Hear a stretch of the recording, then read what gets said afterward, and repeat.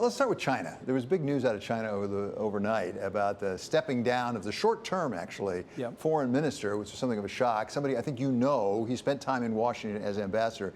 I know Skybridge has been very active in China, and you have views about where we should be going. What is this likely to mean for the relations that we're trying to put back together between U.S. and China? So, I'm a little bit of a contrarian because I know both parties now have decided that China is our great antagonist, if you listen to some of the campaign rhetoric from the presidential campaign.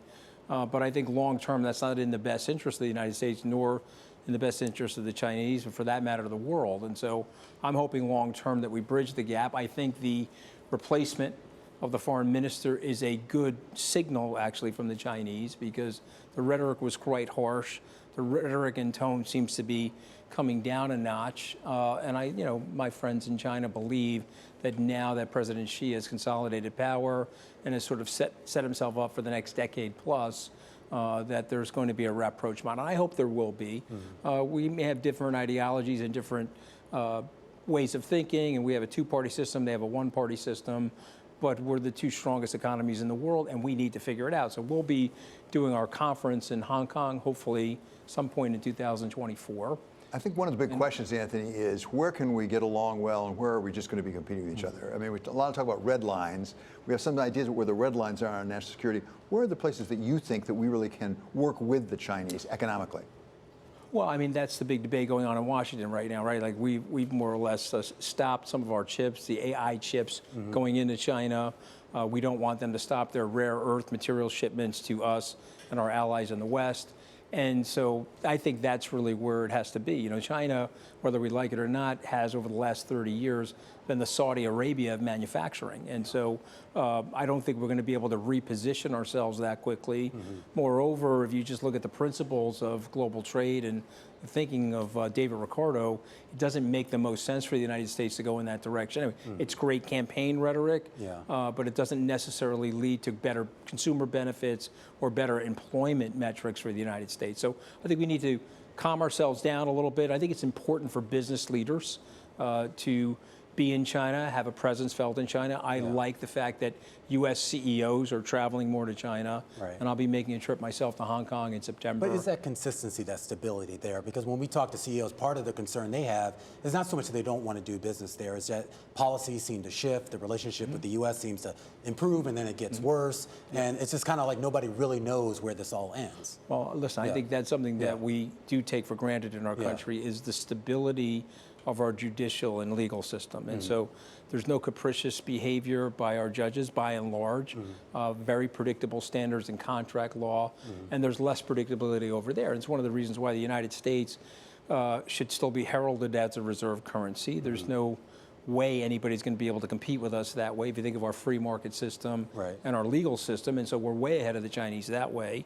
But we have to recognize their rise is generally beneficial for the planet because less poor people, better. Not to go all the way back to George Kennan, but let's just go there for a second.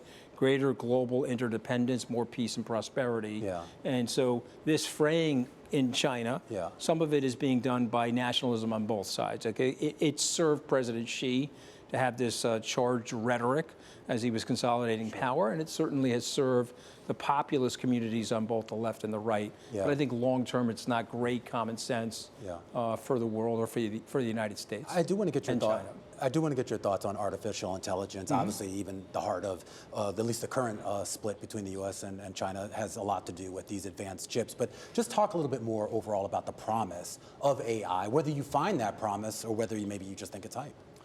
Well, listen, it's certainly hype, but I want to remind everybody that, and we're getting a little old here. I mean, David and I, not you. You look great, by the way. But I mean, I can go back to the March 2000 debacle for Web 1 and the NASDAQ, and many of my contemporaries swore off technology stocks, and they missed the greatest investment of a generation, arguably perhaps the best investment in U.S.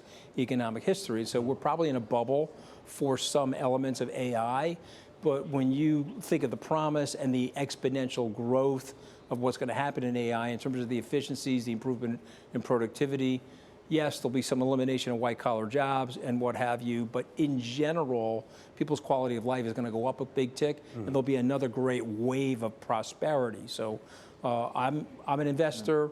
We're planning new product offerings related to it, and I think long term we'll be fine. But we could be sitting here 6 or 12 months from now. Are you investing? Are you investing in like smaller companies? Or are you investing in like the Microsofts? Mostly larger traditional companies. Okay. But my point is, we could be sitting here 6 months from now, and we could be talking about a bubble bursting in AI for a whole assortment of different reasons, and everyone will be in I told you so mode. But if they wait 5 years, they'll be well rewarded. Well, let's talk about the timing specifically, because when it came to computers, the internet, it took a while for it to show up in productivity, like 10, 15 years. Yeah. Might it take that long for AI to really show up in, for example, productivity? So we don't think so, because we already think it is showing up in productivity. You know, I'm writing a new book, and I put into my chatster what would be a title that you would name Anthony Scaramucci's new book. Some of them were quite cheeky that I didn't like. Some of them were quite cheeky that I didn't like. Yeah, but some of them were quite good.